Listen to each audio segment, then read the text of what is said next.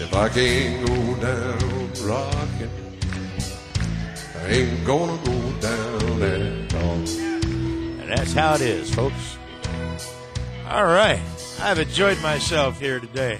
For the last couple of weeks, I was out there in the RV at the corner of 13 Mile and Woodward in Royal Oak doing the 24th Annual Marathon for Meals Food Drive. We did the shows out there from the street corner. That was fun. It really was fun. I mean, the first show we did, and there's pictures on the website, camp2fires.com. It shows us sitting outside. Well, we did it outside one show. Well, because 1.5. 1.5. Because it started to get progressively colder. And, we did try it that one day. We did the first hour outside.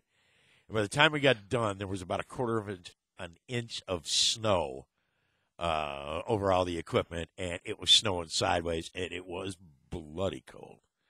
And then last week we did it inside the RV. Not a lot of room in there. No.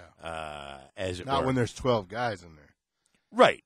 Well, you're not supposed to do it with 12 guys. Right. I mean, you're supposed to have, 3, 4, 5. We traveled with it in 5. Yeah. For the folks who came down, that RV that you saw belongs to Skyline Entertainment. I mean, that's ours. We didn't rent it from nobody this year. Jerry and Dave decided that, hey, we need an RV. And the rest of us went, right. What's been keeping you?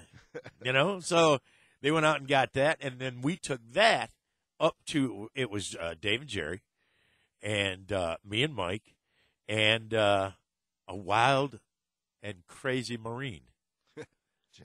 Jeff. Oh, yeah. Jeff was a lot of fun. That boy was out there. They're telling us, we first got up there, they're saying, man, this is just like the UP in Michigan, you guys. When you leave your stand, don't be walking, all over the place.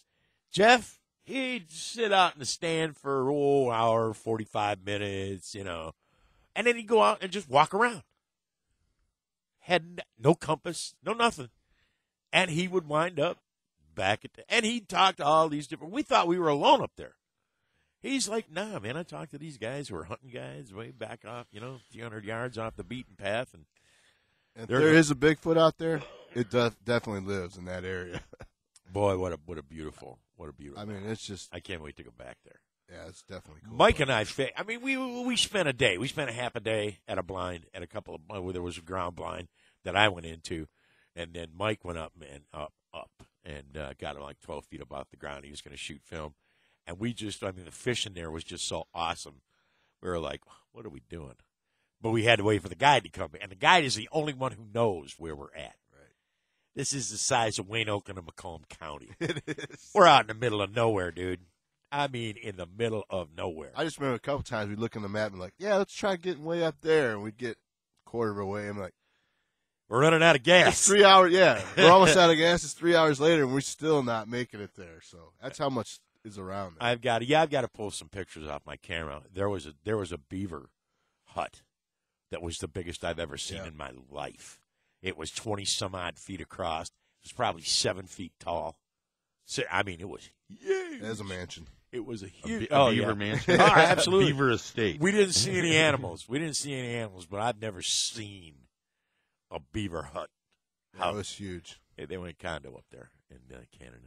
But anyway, we had a good time out there, and I'm glad to be back in the studio.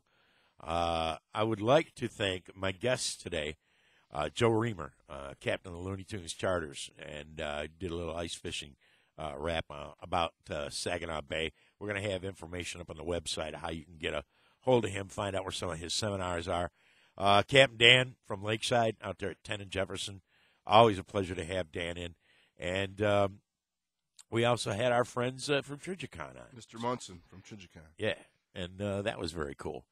And thank you guys for all the hard work that you do. I would like to thank everybody who was involved in the food drive once again, because we thought we were thanking them last week, and come to find out, we actually weren't on the air. So thanks to CBS and Blue Water Trucking, all your Toyota Detroit area Toyota dealers who helped. We did it for the Salvation Army. It was nice when all their trucks started pulling up. Yeah. From each dealer. That was Pretty sweet. amazing, huh? Yeah, because I'll tell you what, up till that point, I was worried. I was really worried. And then them trucks just started pulling in from the showrooms. Yeah. And all the different showrooms. And put a hurt on that truck big time. But in the end, 15 tons, which is exactly what we did the very first year we ever did this. And it's been a tough year. And so we thank everybody who delivered. I had a chance to talk to a lot of really, really nice people who came up and said, we're glad you're back here out on the street corner. And like I said at the beginning of the show, a lot of these people have no idea that I'm this guy doing a radio show. All they know is that for 24 years, every year during Christmas time, they go down to the corner of 13 Mile Road in Woodward and drop food off. And a couple of them were a bit upset. We hadn't been there for a couple of years. We were trying it in all these different locations, and, you know, you're trying to do it bigger and better and brand new, and it's like, no, and everybody was telling us for the last couple of years that we did it that way. That they said, no, you need to get back out. It's not broke, why fix it? Why change what Right. works? That's the whole right. And Truth be told, if you're gonna get into a fight, and obviously the fight here is hunger. If you're gonna get into a fight, you got to get down into the trenches. You got to be on the street level to see what's going on, to hear what's going on. I talk to a lot of people who have been hurt by the economy bad, not just auto workers. No. I mean, it's all the way across the board on all income levels. See, that's where you got a lot of people out there this year who last year, a couple of years ago, were like, I'm set. You know, buying Tag Heuer watches for, you know, Uncle Joe for Christmas and that kind of thing. And this year, they're going, I've lost everything. There was a special on last night on NBC about the people in Iceland, and they have 3 major banks there, and they've all went bankrupt, and Iceland is hurting right now, like bad. Really? And they were talking about how 2 or 3 years ago, it was one of the greatest places to live. Booming. Yeah, it was just booming, and people, you know, just overextended themselves, buying bigger houses, nicer cars, you know, getting better fashionable Where's clothes. there to drive in Iceland? Hey, buddy, if you got the right vehicle, you're good to go. Yeah. Well, listen, folks, thanks to everybody who tuned in today. You'll be able to hear this show. If you missed parts of it, you want to hear it again, you'll be able to catch that at camp2fires.com. It's Christmas on Thursday. There's all kind of – tomorrow's the first day of winter. Hanukkah's tomorrow at sundown. So we got all the various holidays that are kicking into gear this week. So have yourself a wonderful holiday.